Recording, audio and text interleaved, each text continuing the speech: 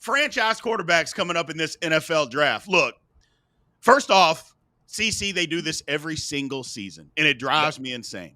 Every year after the season, somebody goes flying up the draft board that we haven't been talking about in the first round, haven't been talking about in the top 10.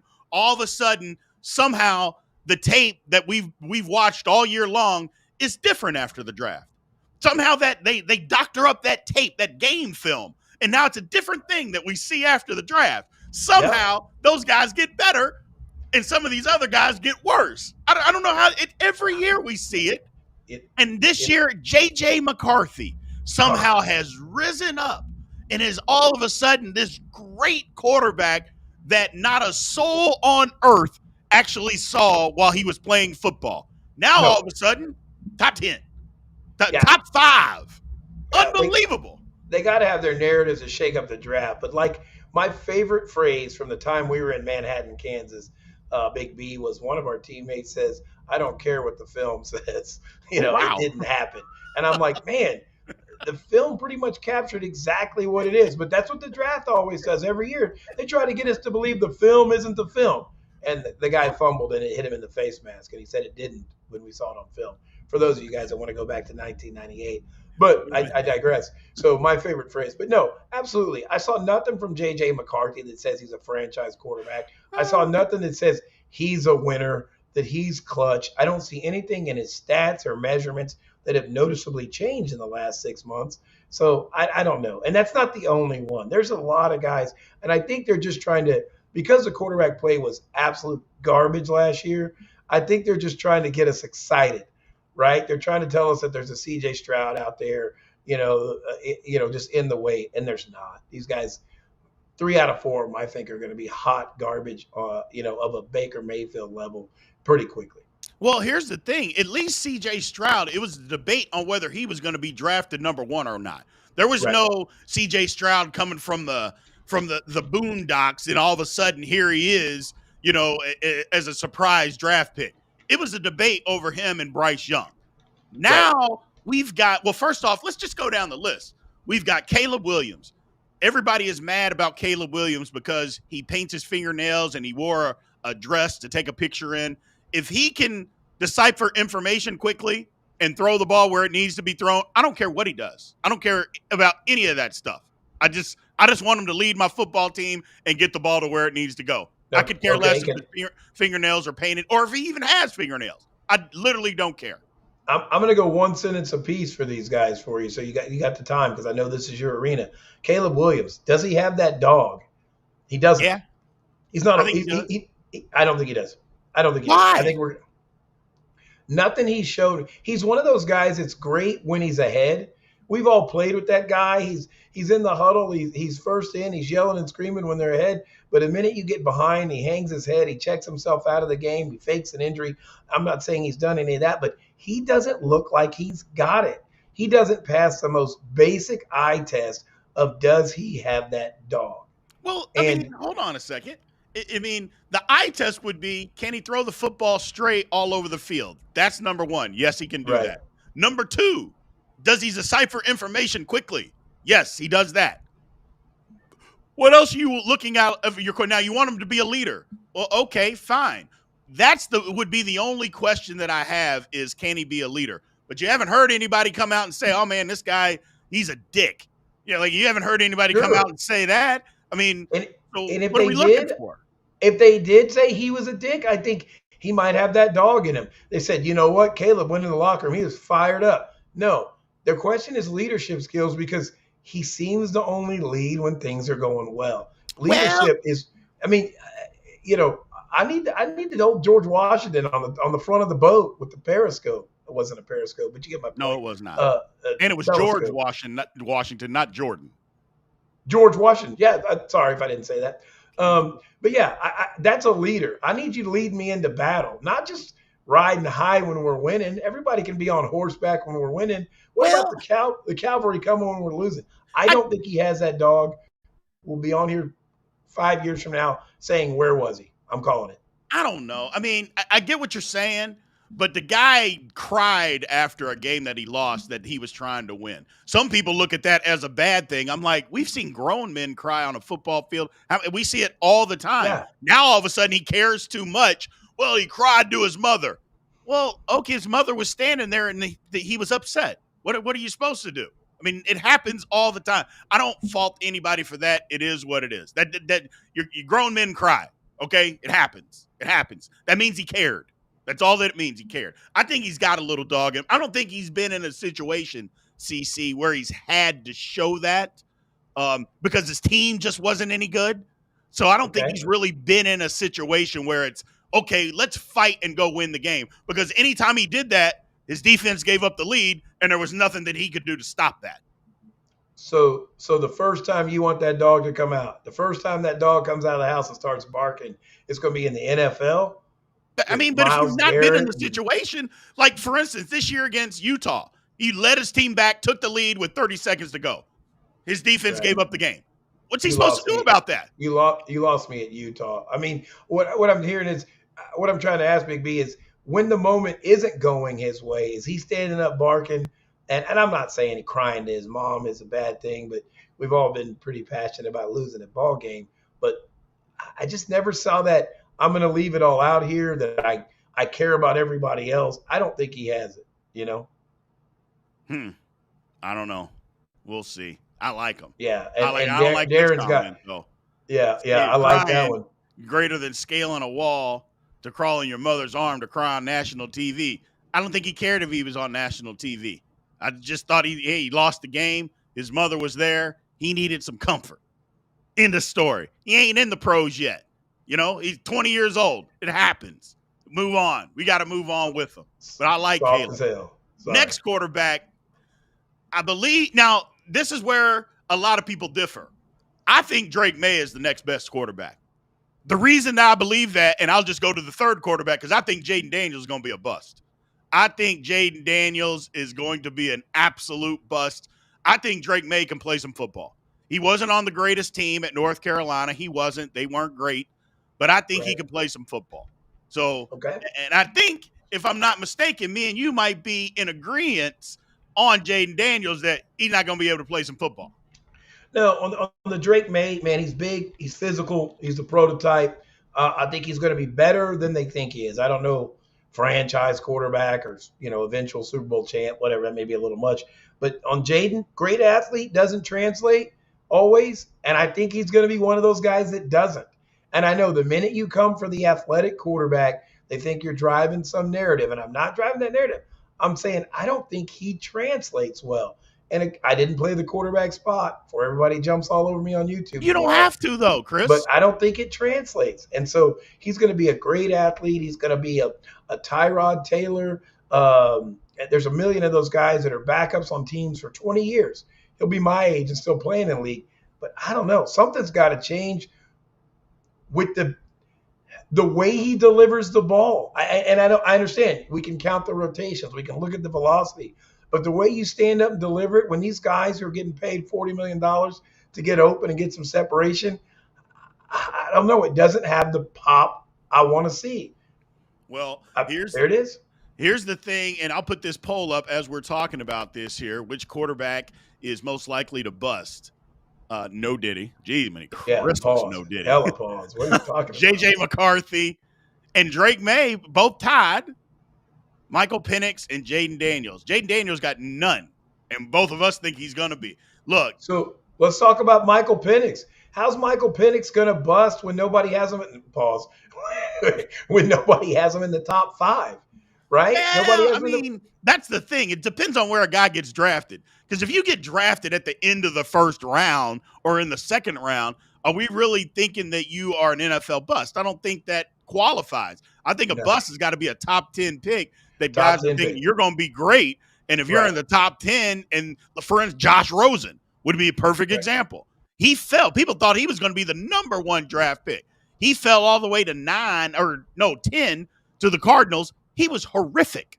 Absolutely. Yeah. That's an NFL bust for you right there. Yeah. That's what I'm talking about. But I thought Penix showed an incredible amount of heart. And I think another thing, other than draft position, is where do you go? If you go to that Oh yeah. team that's just a quarterback away, it's easier to say you're a bust. If you go somewhere, no matter where you get picked up, and that wasn't the only problem, you can kind of wallow around.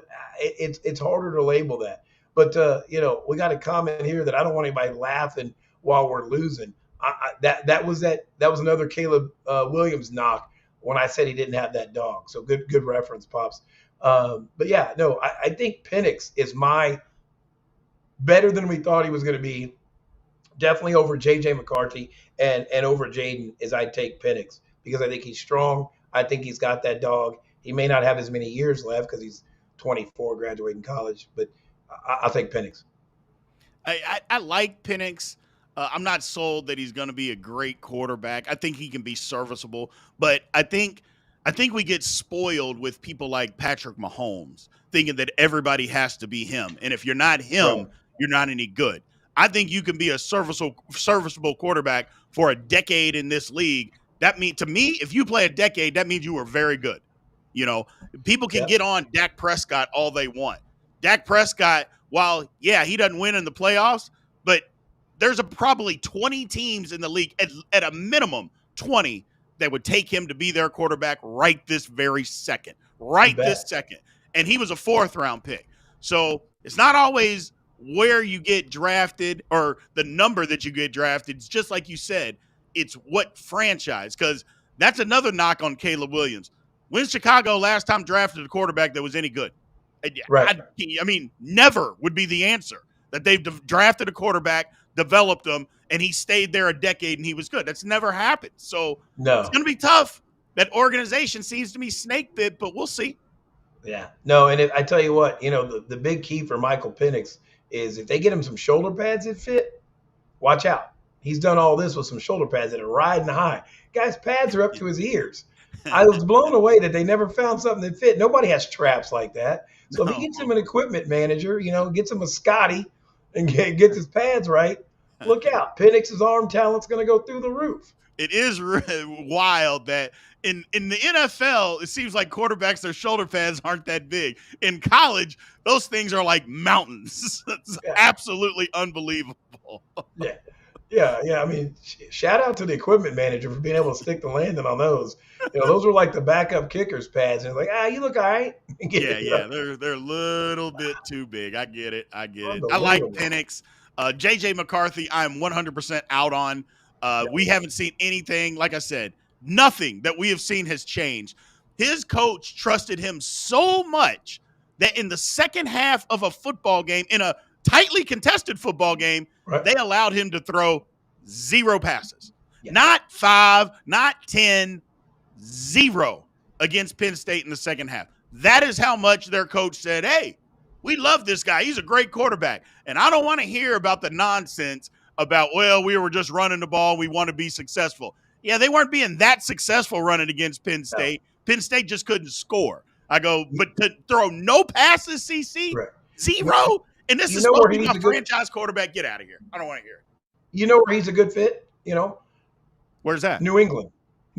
He can go from one coach that was cheating to another one that was cheating, And maybe that is where well, you're right. Well, his protege was there. So, and that's who the head coach is. So, yeah, you're right. He works best in a system where they're stealing signs and plays and Apple Watches and videotaping and deflating balls. Yeah. I'd be interested to see. I like Caleb. I like Drake May. I do not like Jaden Daniels. I definitely don't like JJ McCarthy.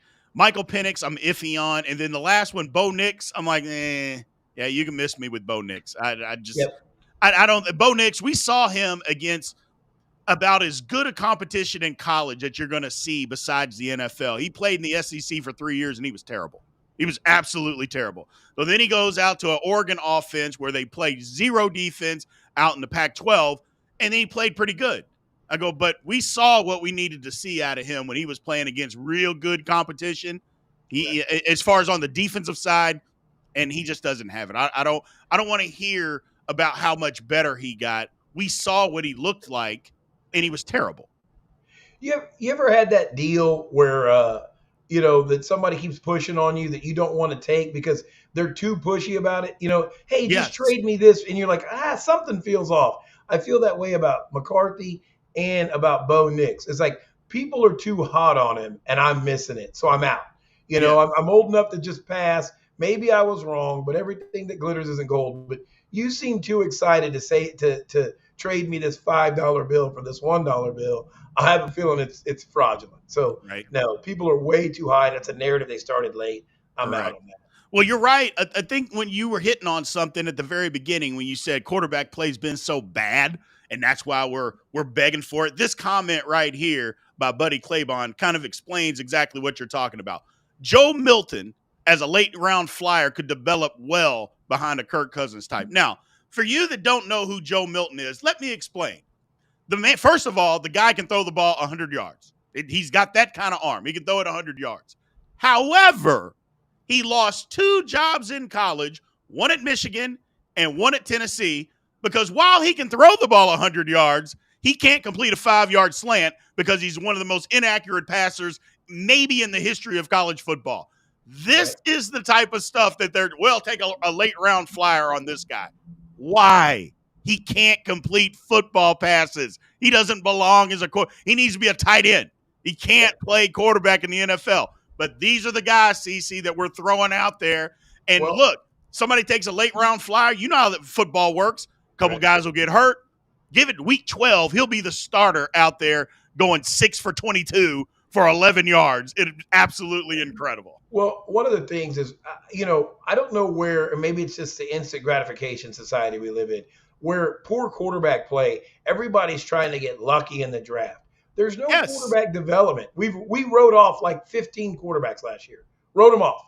Can't play. Maybe they'll do better in the draft. Maybe we'll have to draft in 26. You're like, what is going on? Right. Because there's no one's going to get any better. And I think that we got to follow that same logic when we are talking about the draft. I'm not going to draft a guy that's a project. The city won't wait. The news cycle won't wait. ESPN, Big B won't wait. He's got to be ready now and develop behind Kirk Cousins. I like the idea.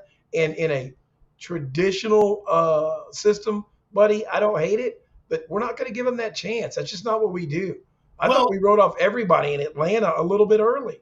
Yes, no. Desmond Ridder couldn't play quarterback. He had no business being a quarterback in the National Football League. And I mean, not to mention they chose him over Lamar Jackson, but that's a totally different for a different game. But Joe Milton lost 2 jobs in college. You're never talking about developing. He literally lost 2 jobs in college because he couldn't complete passes. That's the guy we want to develop? I don't think so, man. I don't think so. I don't like that. I don't like that. Do we know who Kimberly Harris is? We don't. Okay, she said we should discuss Taylor Swift because it's sports adjacent. I just thought that was hilarious. It went by my screen a little bit ago, and I was like, you know what?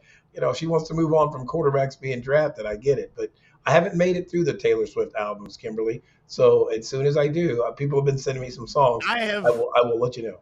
Yeah, I haven't made it through. I haven't started it, and I will never start it. But that's come me. on.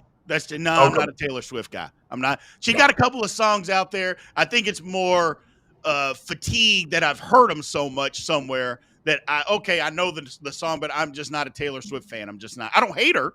I don't despise her. I think she's talented. It's just not my cup of tea. Not my cup of tea. We got another poll that came up here. Chances CC she's at a bar like 100 in Nashville tonight. 100%. 40% people say 100%. 5%, I don't like that. I wouldn't have went 5%. 20% say that. 30%, I wouldn't have went that low either. 70% is about where I said. 20% of the people think that's where you're going to be. I like it. Yeah. The curve tonight. You know what? Getting on that little. I like it. Yeah. Let me help you out. I got a late appointment tomorrow, so no early morning. They got the little electric scooters so I can get up and down this hill. And the Taylor Swift bar is about 100 yards away. So I'm going to try that first for Kimberly's point. But, I won't end up on a curb. I'm a grown up. I take care of myself. Maybe a trash can or a dumpster, but who knows? But I like the poll. Great poll.